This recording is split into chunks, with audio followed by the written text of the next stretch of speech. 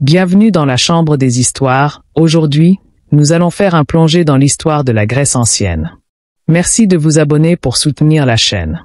Dans les plaines arides de la Grèce ancienne, sous un ciel de feu, une ombre immense se déployait.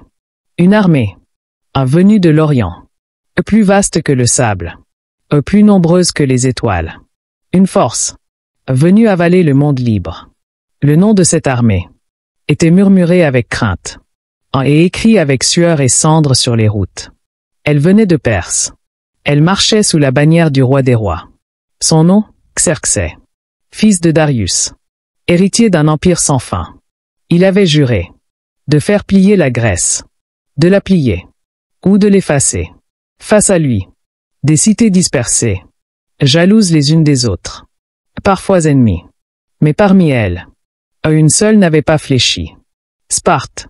Pas de murs, pas de forteresse, mais des hommes, des guerriers, des frères, des ombres sculptées dans la pierre. Leur cité était un silence. Leur enfance était douleur. Leur honneur était de mourir debout. Parmi eux, un homme se leva. Un roi, un père, un combattant. Léonidas.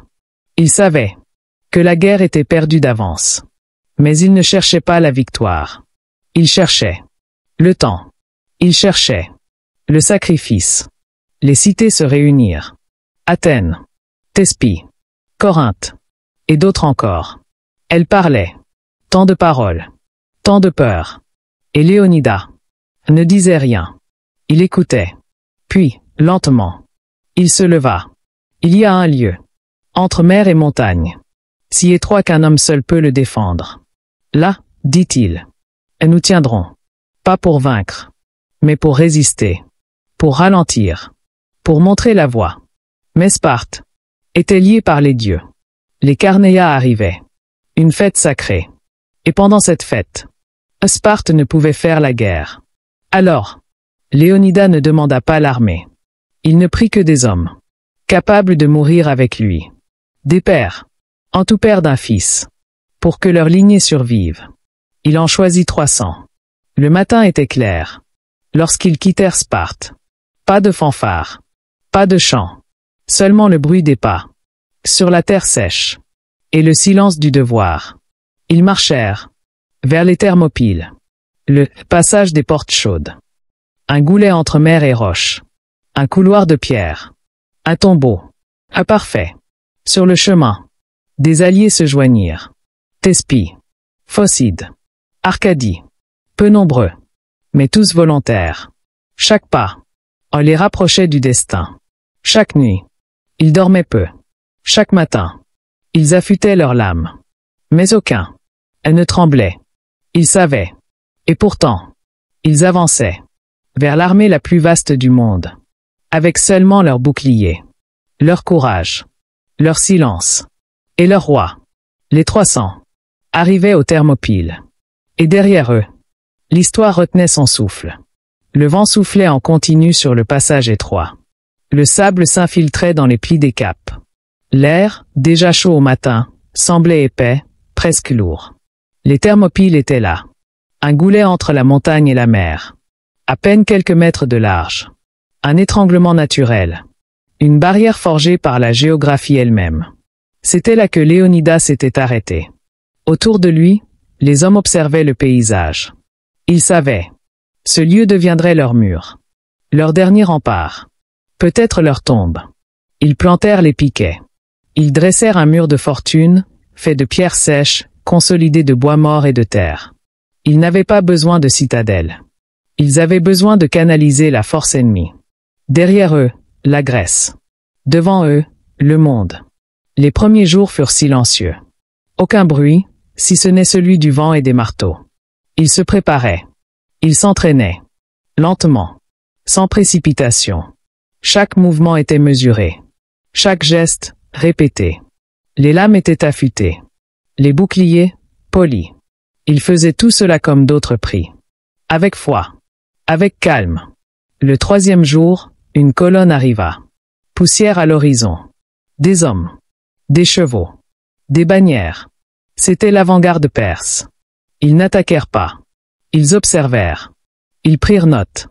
Et ils repartirent. Puis, le 4e jour, un émissaire fut envoyé. Il arriva seul, à cheval, portant les couleurs royales. Il descendit de sa monture à distance, les mains levées. Il demanda à parler au roi de Sparte. Léonidas s'avança. Il ne portait pas sa couronne. Il ne tenait aucune arme. Juste son regard. L'émissaire s'inclina légèrement. Puis il parla. Il offrit à Léonidas la paix. Il offrit richesse. Il offrit terre, or, et même un titre au sein de l'Empire. Il promit que Sparte vivrait, que ses hommes seraient honorés. Léonidas resta silencieux un moment. Il regarda le messager. Puis, d'une voix basse, il dit « Viens les prendre ». Le messager pâlit. Il ne répondit pas. Il repartit. Ce soir-là, Léonidas fit le tour du camp. Il parla à peu d'hommes. Mais à chacun, il jeta un regard. Pas un regard d'adieu. Un regard de reconnaissance. Le lendemain, l'armée perse arriva. Elle descendait les collines comme une coulée noire. Des milliers de pas. Des boucliers de cuir et de bronze. Des visages d'hommes venus de l'Indus, de Babylone, d'Égypte, de Médie, de Lydie. Tous marchaient pour un seul homme. Xerxès. Assis sous un dais d'or, à l'arrière de ses troupes. Il attendait. Il observait. Il souriait. Il ne comprenait pas. Il ne comprenait pas pourquoi ces hommes étaient restés. Pourquoi ils avaient choisi de mourir. Mais il décida de les balayer. Le premier assaut fut lancé avant midi. Des archers. Des milliers de flèches noires, tendues dans le ciel. Elles s'élevèrent en un arc souple et massif. Elles tombèrent comme la pluie. Mais les Spartiates ne bougèrent pas. Ils se couvrirent de leurs boucliers. Ils encaissèrent. Sans bruit. Sans peur. Puis vinrent les premières lignes d'infanterie perse. Des hommes vêtus de lin, de cuir léger. Armes levées. Pas rapides. Ils chargèrent en criant. Mais à l'entrée du goulet, ils furent stoppés. Les Spartiates formèrent la phalange. Bouclier contre bouclier. Lance par-dessus lance. Un mur. Un corps unique. Sans faille. Les Perses s'écrasèrent contre cette barrière. Ils poussèrent. Ils crièrent. Ils frappèrent. Mais ils ne passaient pas. La phalange avançait. Un pas. Encore un. Toujours ensemble. Les Perses tombaient. Les Spartiates avançaient. Ils ne poursuivaient pas. Ils ne fuyaient pas. Ils tenaient. Le soir venu, les Perses battirent en retraite. Le sol était jonché de corps. Le sang avait formé des flaques entre les rochers. Mais aucun Spartiate n'était tombé. Ils nettoyèrent leurs armes. Ils mangèrent peu. Ils dormirent en silence. Le lendemain serait identique. Et il le fut. Le même rugissement. Les mêmes flèches. Les mêmes corps écrasés contre les boucliers. Et à nouveau. Aucune brèche. Mais Xerxès s'impatientait. Alors, il envoya ses troupes d'élite. Les immortels. Choisis parmi les meilleurs. Armés plus lourdement. Entraînés au combat rapproché. Ils descendirent avec calme. Confiants. Mais le résultat fut le même. Ils s'enfoncèrent dans le goulet. Et n'en ressortirent pas. Les Spartiates combattaient sans faille. Ils échangeaient leur position quand un homme fatiguait. Ils se couvraient. Ils se soutenaient. Ils étaient 300. Mais semblaient 1000. Et pourtant, quelque part, au loin, un homme observait. Un Grec. Un traître. Son nom était Éphialtès. Il connaissait un passage. Un sentier dans la montagne. Un chemin que les bergers utilisaient. Il s'approcha des Perses.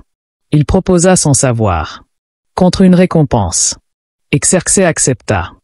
Dans la nuit, il envoya ses troupes légères. Elles contournèrent les Thermopyles. Elles passèrent par le col. Et à l'aube, elles descendirent de l'autre côté.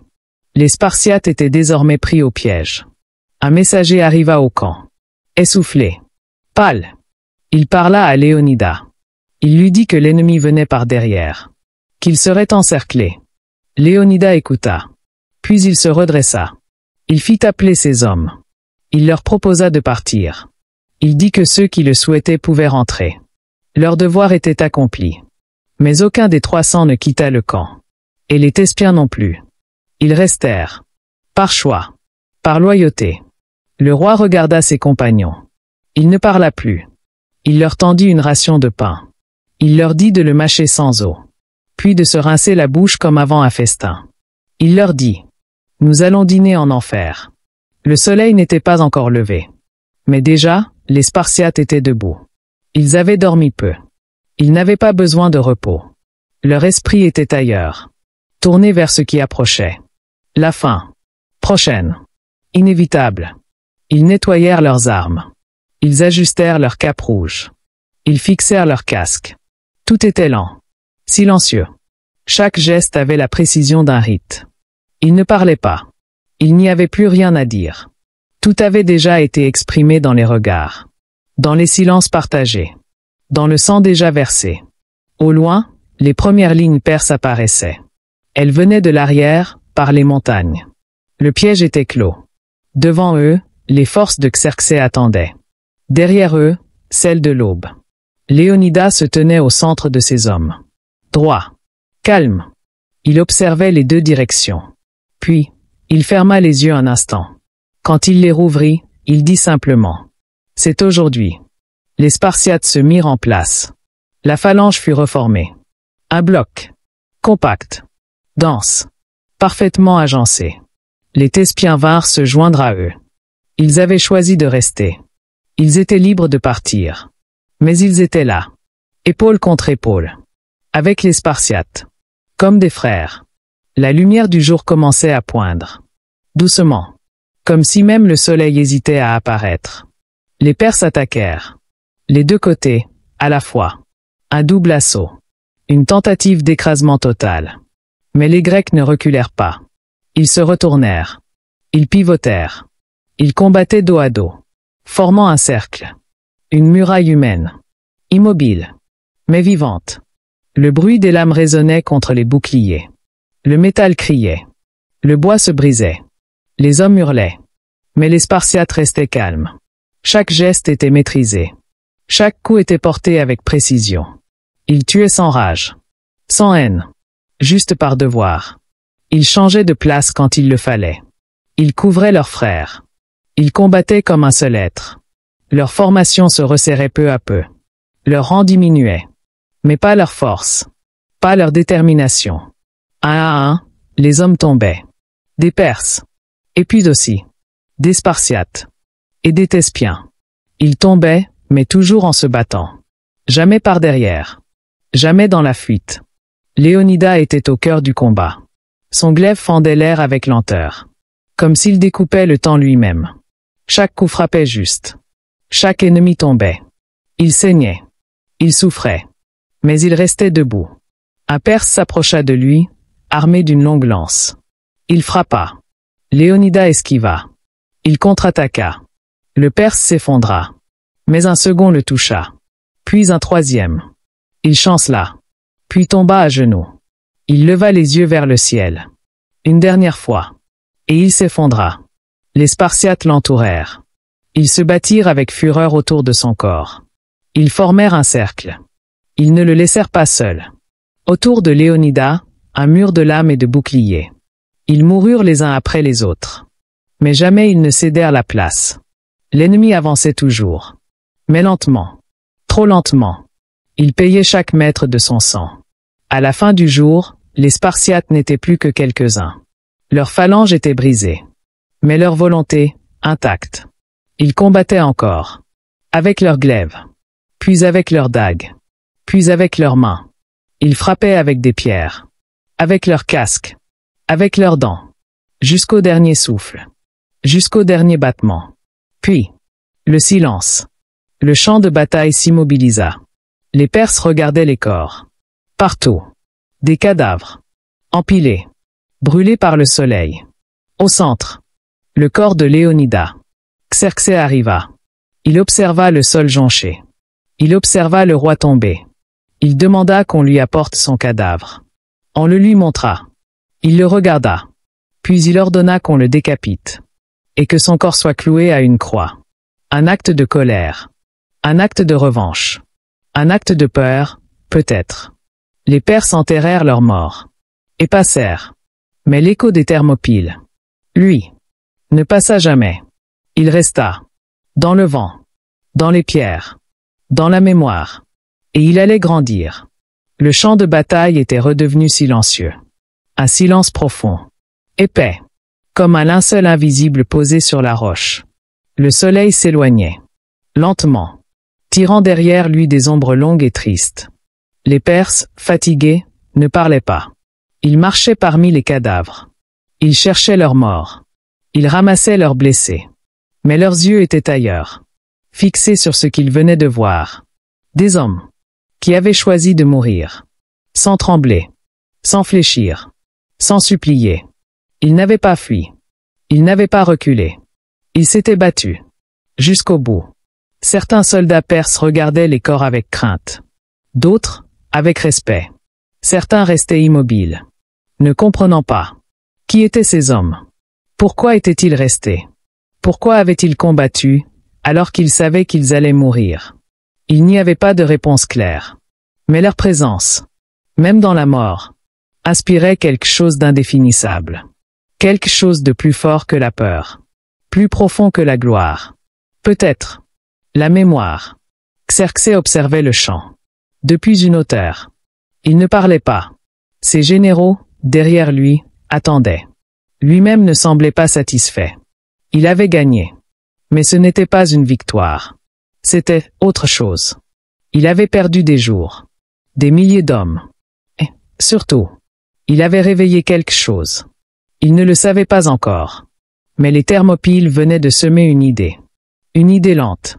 Invisible. Mais indestructible. La liberté. Ce mot, souvent prononcé, souvent vidé de sens, venait de recevoir un corps. 300 corps. Et d'autres encore. Des Thespiens. Des alliés. Des volontaires. Des morts. Qui allaient devenir des symboles. Pendant ce temps, loin de là, les échos de la bataille voyageaient. Portés par la rumeur. Portés par les marchands. Par les réfugiés. Par les éclaireurs. Ils atteignirent les cités grecques. Athènes. Corinthe. Delphes. Argos. Et d'autres. Partout, les gens apprirent ce qui s'était passé. Le nom de Léonidas courait de bouche en bouche. Certains plairaient. D'autres se taisaient. Mais tous comprenaient. Ces hommes avaient tenu. Ils avaient fait ce que personne n'osait faire. Ils avaient affronté l'Empire. Et s'étaient dressés. Soudain, l'idée de résistance ne paraissait plus folle.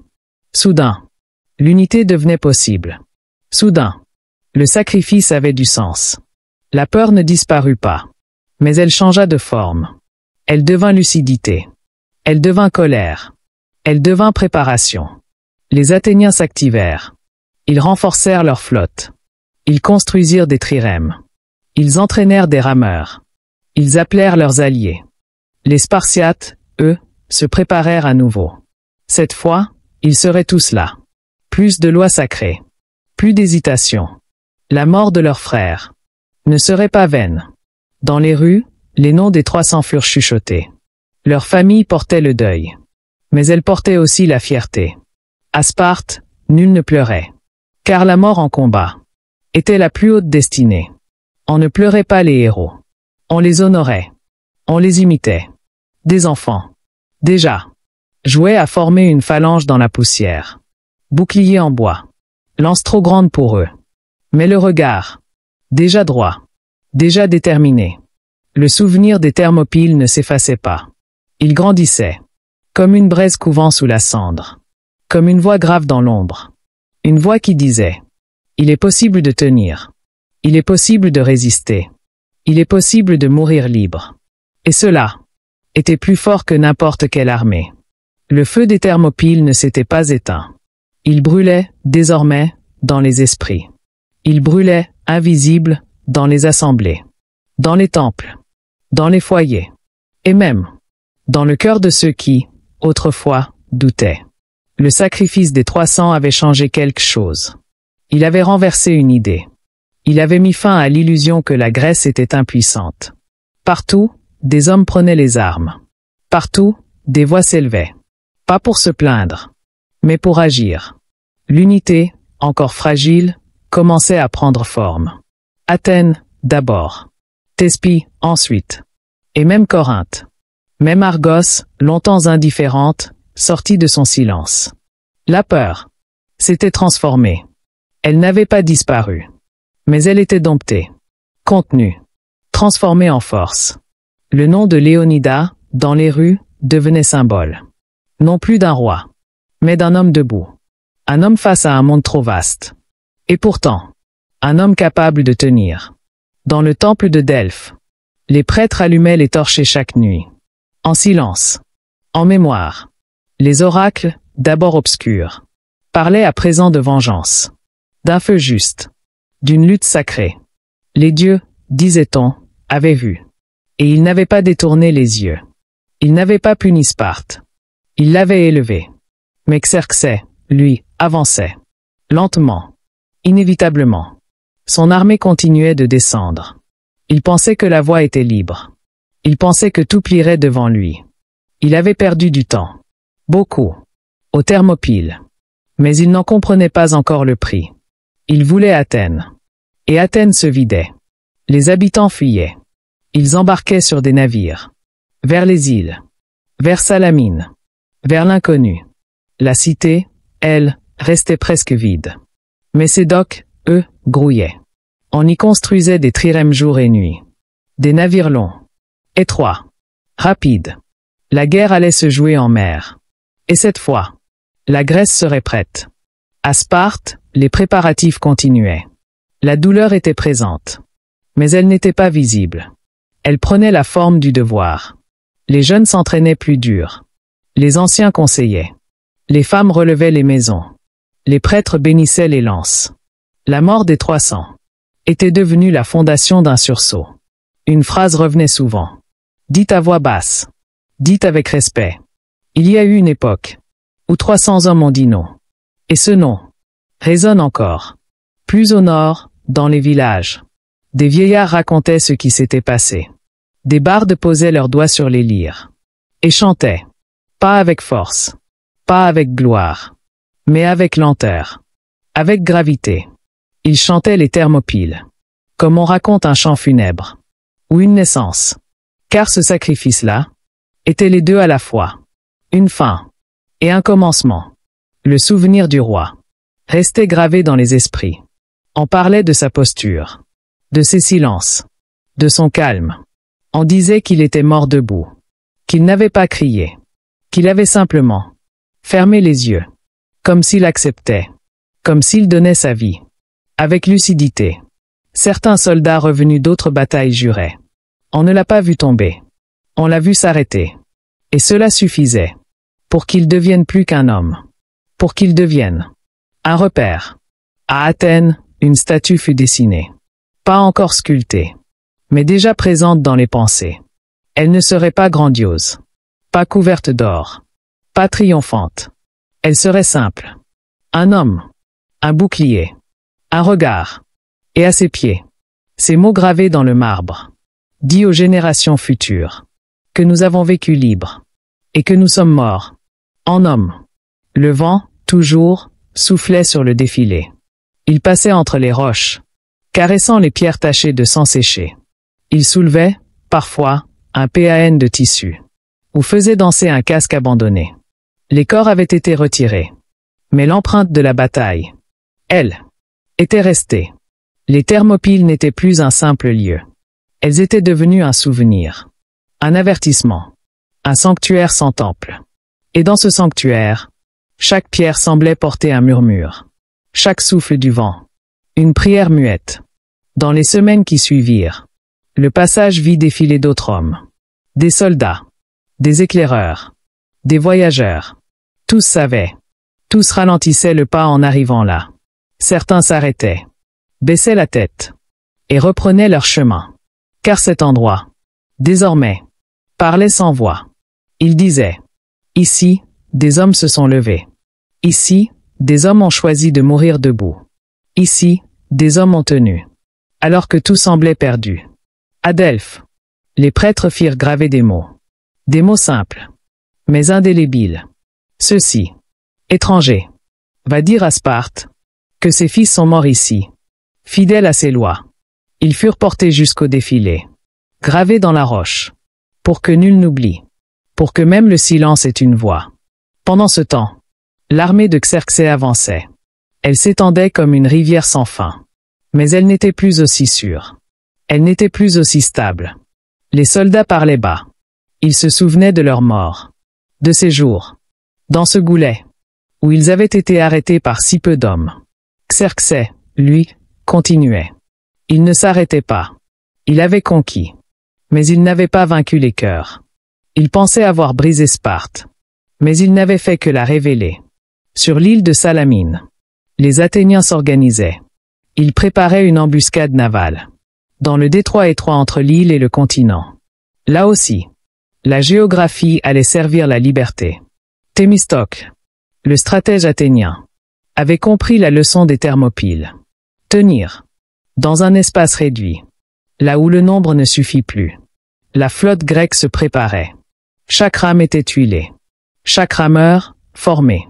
Chaque trirème, inspecté. Les hommes s'entraînaient jour et nuit. Ils savaient que le combat ne serait pas long. Mais qu'il serait décisif. Xerxès, depuis la côte, installait son trône. Il voulait voir la victoire. Il voulait la contempler. De ses propres yeux. Mais ce qu'il allait voir, ce serait autre chose. Ce jour-là, les Grecs bloquèrent l'entrée du détroit. Ils feignirent la panique. Ils attirèrent la flotte perse. Ils firent croire à une fuite. Les navires perses avancèrent. Nombreux. Imposants. Trop nombreux. Dans un passage trop étroit. Et alors, les Grecs se retournèrent. Et attaquèrent. Là, la force devint faiblesse. Le nombre devint gêne. Les navires perses se bloquaient les uns les autres. Les Grecs les frappaient de côté. Les faisaient chavirer. Les incendiaient. Le chaos s'installa. La mer était noire de mâts. De voiles. De cris. Et sur la côte, Xerxès regardait. Sans comprendre. L'Empire. Là aussi. Venait de rencontrer la résistance. Quand le jour tomba, la mer était rouge. Et la flotte perse, brisée. Xerxès, abattu, quitta les lieux. Il laissa son général Mardonio derrière lui. Avec une partie de l'armée. Lui-même retourna en Asie. Il ne reviendrait jamais. Mais cette victoire, celle de Salamine, était aussi la conséquence d'un fait plus ancien. Celui des Thermopyles. Car sans eux, sans le sacrifice, sans le temps gagné, rien de tout cela n'aurait été possible. Leur mort avait permis la préparation, avait forgé la volonté, avait inspiré le courage. Et même si l'histoire avançait, même si d'autres batailles venaient, rien n'effaçait ce qui s'était passé. Dans ce goulet entre mer et montagne. Le temps passa. Les saisons changèrent. L'hiver succéda à l'automne. Les arbres se dépouillèrent de leurs feuilles. La neige recouvrit les sentiers. Mais dans les mémoires, rien ne s'effaçait. Les noms, gravés dans les pierres, restaient aussi clairs que le jour où les hommes étaient tombés. Les chants, les récits, les souvenirs ne cessaient de circuler. Dans les places publiques, dans les maisons, auprès des enfants. On racontait les Thermopyles. Comme on évoque un mythe. À la différence près qu'il était vrai. Dans les temples, les prêtres murmuraient encore leurs noms. Dans les stèles dressées, les voyageurs s'arrêtaient. Ils posaient la main sur la pierre. Ils regardaient autour. Et ils comprenaient que parfois, le courage d'un petit nombre change le cours d'un monde entier. À Sparte, les familles des 300 n'avaient pas recouvert leurs cheveux. Elles n'avaient pas porté le noir. Elles ne s'étaient pas isolées. Elles marchaient droites. Elles regardaient les autres en face. Leurs fils, leurs maris, leurs frères étaient morts comme il le fallait. Et cela, personne ne pouvait leur enlever. Le nom de Léonidas, sans temple ni couronne, se transmettait de bouche en bouche. Dans les écoles, dans les formations militaires, dans les réunions des anciens. On parlait de lui non pas comme d'un roi, mais comme d'un homme. Un homme qui avait compris que la gloire ne se trouve pas dans la victoire, mais dans le choix, dans l'acte simple, de tenir sa place, jusqu'au bout. Le printemps revint, et avec lui, l'élan final. Aplaté, les Grecs se rassemblèrent. Sparte mena la marche. Athènes suivit. Et d'autres cités encore. Toutes unies, comme rarement dans leur histoire. L'armée perse, dirigée par Mardonio, tenaient la plaine. Nombreuses encore. Puissantes. Mais fragilisées. Les Grecs. Moins nombreux. Mais déterminés. Attendirent. Ils laissèrent le moment venir. Puis, quand l'heure fut venue, ils avancèrent. Le combat fut long. Viol. Mais clair. Les Perses. Désorganisés. Trop confiants. Perdirent pied. Mardonio tomba. Et avec lui, le dernier espoir perse de domination terrestre. La bataille de Platée mit un terme à l'invasion. L'ennemi fut repoussé. La Grèce restait libre. Et cette liberté, chèrement acquise, ne venait pas de cette seule bataille. Elle venait de plus loin, de plus haut, des Thermopyles. Car sans eux, rien n'aurait été possible. Les Grecs le savaient. Ils n'oublièrent pas. Une délégation fut envoyée sur le site. Ils y dressèrent un monument. Sobre. Digne. Une pierre. Quelques lignes. Et ce nom. Léonidas. Roi de Sparte. Tombé ici. Avec ses frères. Ils y gravèrent aussi un autre mot. Un mot sans fin. Un mot qui ne meurt jamais. Arrête. La vertu. Le courage. Le sens du devoir. Poussé jusqu'au sacrifice. Ce mot, au fil du temps, fut repris dans les textes, dans les écoles philosophiques, dans les discours politiques. Car ce qui s'était passé dans ce goulet de pierre n'était pas seulement une bataille. C'était un enseignement, un modèle, une ligne à suivre. Même les siècles plus tard, on s'en souviendrait. Même dans d'autres temps, dans d'autres guerres, dans d'autres langues, on évoquerait ce moment où 300 hommes, avec d'autres à leur côté, avaient décidé que mourir pour la liberté était plus noble que vivre sans elle. Le monument dressé à Thermopyles ne dominait pas le paysage.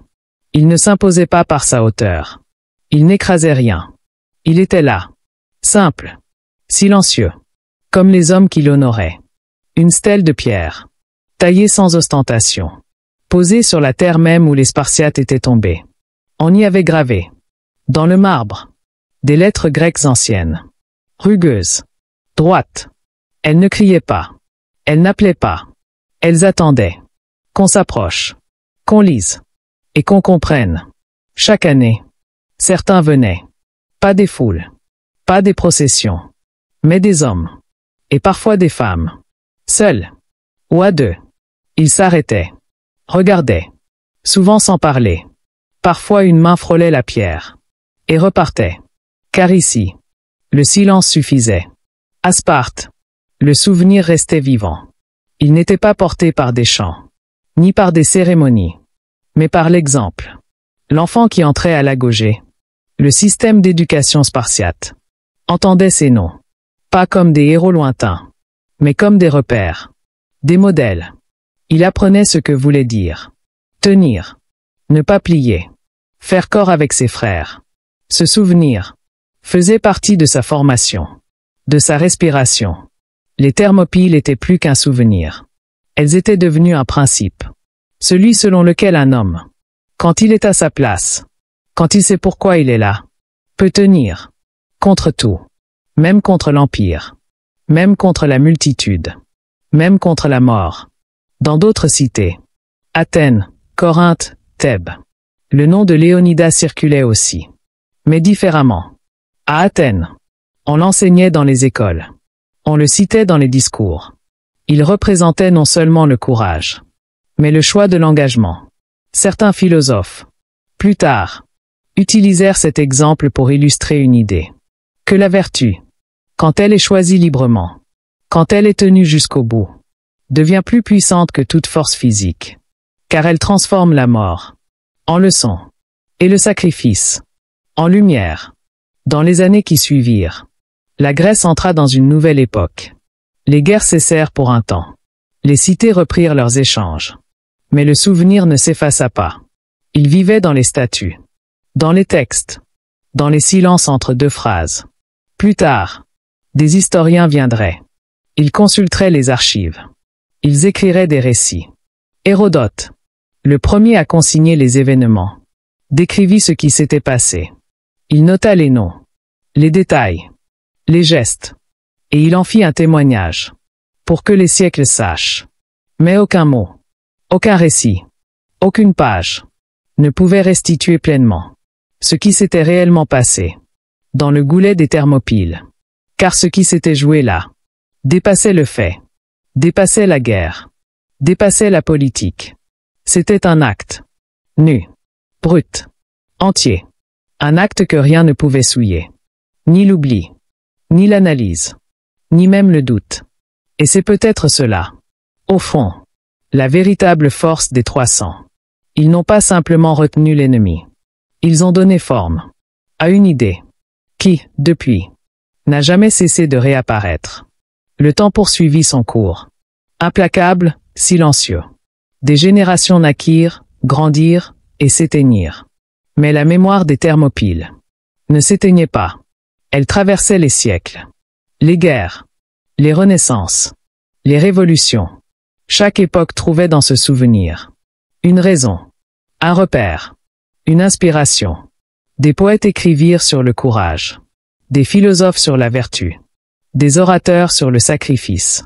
Mais tous, d'une manière ou d'une autre, se référaient à ce moment, à ces hommes qui, face à l'impossible, avaient choisi d'avancer, de tenir, de ne pas plier. Cette histoire devint un symbole universel, un symbole de résistance, de dignité, de volonté. Elle ne parlait pas seulement aux Grecs, mais à tous les peuples, à tous ceux qui, dans l'ombre, dans la difficulté, dans la peur, cherchent une lumière. La figure de Léonida s'éleva dans les récits. Elle devint l'image même de l'homme, qui regarde la mort, sans détourner le regard, sans crier, sans supplier, juste debout. Dans les siècles qui suivirent, cette image inspira des soldats, des leaders, des hommes et des femmes. Ils prirent exemple. Ils apprirent que parfois, tenir sa place, même au prix de la vie, peut changer le monde. Même dans les périodes de paix, les Thermopyles restaient présentes. Dans les écoles, dans les discussions, dans les rêves. Elles étaient un rappel, un avertissement, une promesse. Promesse que la liberté n'est jamais donnée, mais toujours conquise. Qu'elle exige du courage, de la volonté, et parfois, le sacrifice ultime. Ainsi, les 300 deviennent plus qu'un fait historique. Ils deviennent une idée vivante. Une idée qui traverse le temps, qui franchit les frontières, et qui continue d'éclairer.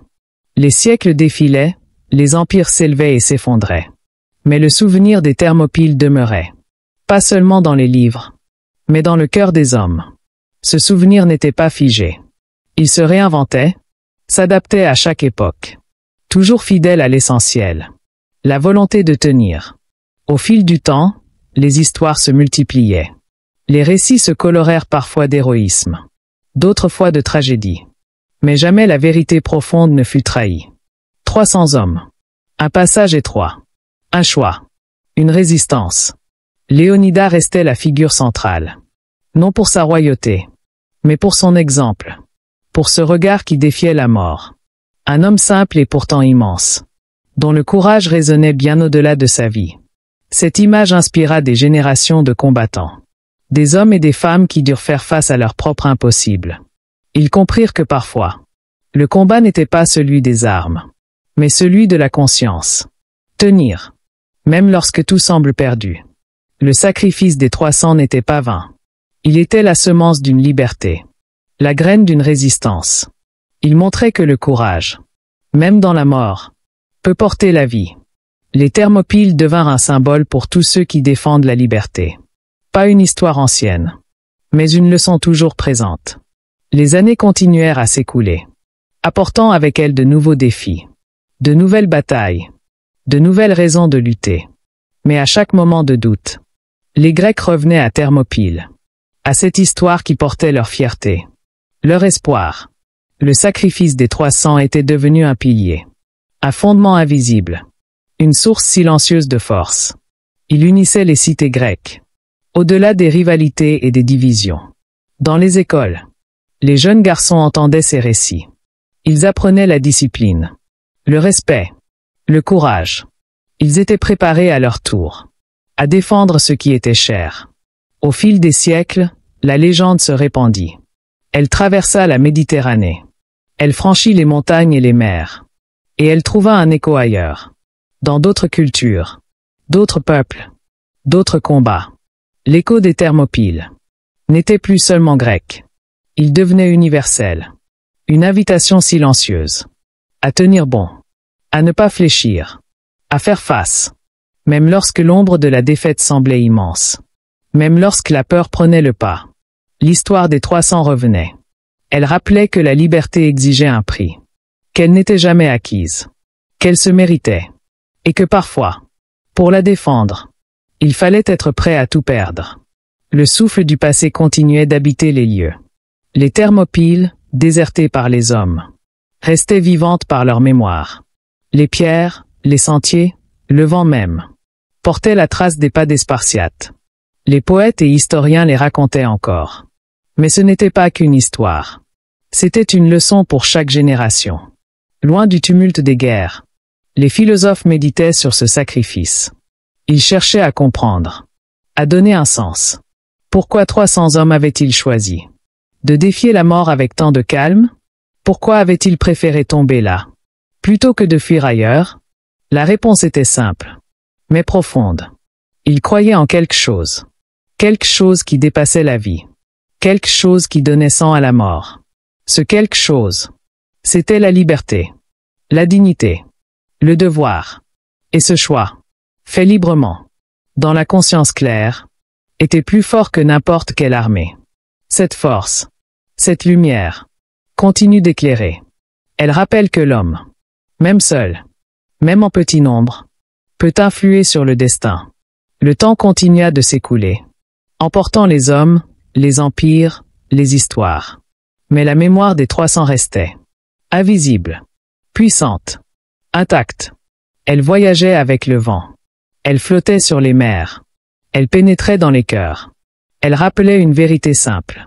Quand on tient sa place, quand on sait pourquoi l'on est là, même la mort peut devenir un passage. Les Thermopyles étaient un seuil. Un lieu où le courage se manifestait.